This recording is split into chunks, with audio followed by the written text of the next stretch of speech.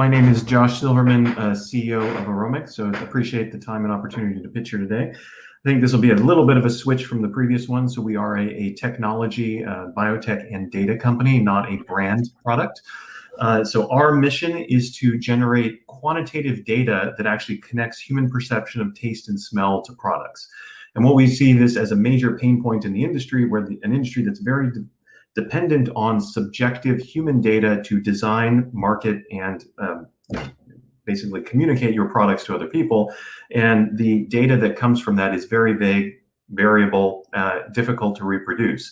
So what we do is we provide objective quantitative data on taste and smell, which leads to very actionable insights both in product formulation, marketing, and online communications.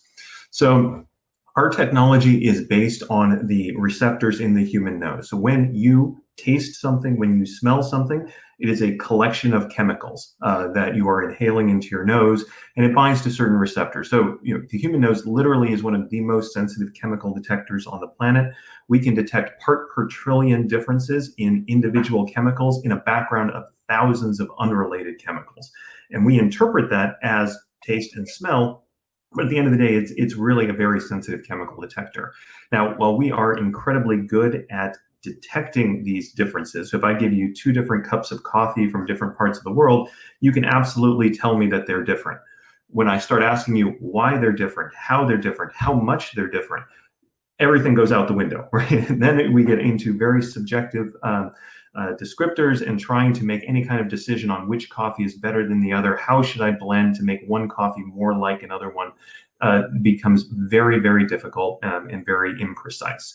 So what Aromyx does is we take out that subjective middleman of using the human as the reporter and asking somebody what do they think this tastes like, and instead we use a biotechnology approach. We clone the actual receptors out of the human nose and tongue, and we put them on a platform where we can measure the response of each individual receptor when it's exposed to a taste or flavor. So this is exactly the same raw data that's going from your nose and tongue to your brain when you taste or smell something.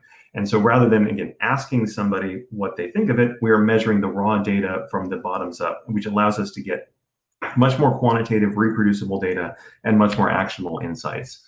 So sorry, I can't use the keyboard for that. So the key pain point here that we're solving in the food and beverage space in particular is this one here. So there are, and we saw a few examples of that today, new brands coming into the marketplace, lots of new brands being introduced every year, 30,000 new products every year around the world. On average, this costs $1.5 million to develop a new product, get it into the marketplace, can take 2 to 3 years of R&D cycle.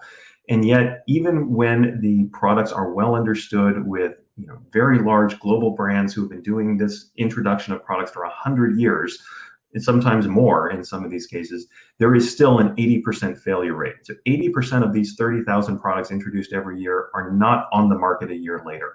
And we think that is maybe not entirely due to taste and flavor, but certainly a very big part. Consumers buy things that taste good to them. And these companies that are introducing these products, every single one of them probably thought that this was a great product. It always tastes good to them, tastes good to the person who formulated it. But whether a consumer is going to like it or not is a complete shot in the dark, etc. So that is what's bringing this 80% failure rate. This is a $36 billion money hole every year. And this is something where we can bring actionable insights and we can dramatically improve this. One of our customers has told us, they think with our data, they can take their product development cycle from 18 months down to 9 months. So very dramatic, more shots on goal, reduced price, better efficiency, better success rate when it gets into the marketplace. Just to show you, the proof is in the pudding, as it were. So we have continued to grow dramatically. So even in COVID times, with the lab shut down for a quarter of the year, we were able to grow our revenue 700% last year. We booked over $2 million in all of 2020, and now we've booked $2.6 million in Q1 2021. So we're definitely on a strong growth trajectory. And you can see both the total revenues growing. We see our price per project, the size of the project going. We have about an 80% re-engagement rate for customers who come in and do an initial test with us. They almost 80% of the time they want to go in and do more, and typically the projects get bigger and bigger as they get more familiar with the data. Just in terms of the value proposition, again, we are solving a major pain point. Our primary competition is the human tasting panel, and at the moment we are achieving about a 3x price premium relative to that standard in the industry, which again, to me, is the biggest proof point that the data we're providing is very valuable to our customers.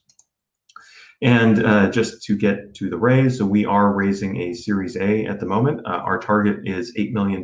This gets us to profitability by next year, if not this year. Again, we are actually tracking ahead of our revenue expectations in the first quarter. So I'm not quite ready to change our projections yet, but we're on a very good trajectory. Our key use of proceeds here is automation and scaling. So our problem at the moment is we have a pipeline of customers that is more than we can handle. Our labs are backed up, fully booked through June, and we're pushing off customers who are knocking on the door today. So we need to bring in more automation, expand our capacity to be able to execute on the pipeline we have, and be able to build on more diagnostic platforms. So with that, I will stop, hopefully leave some time for questions, and thanks for your time.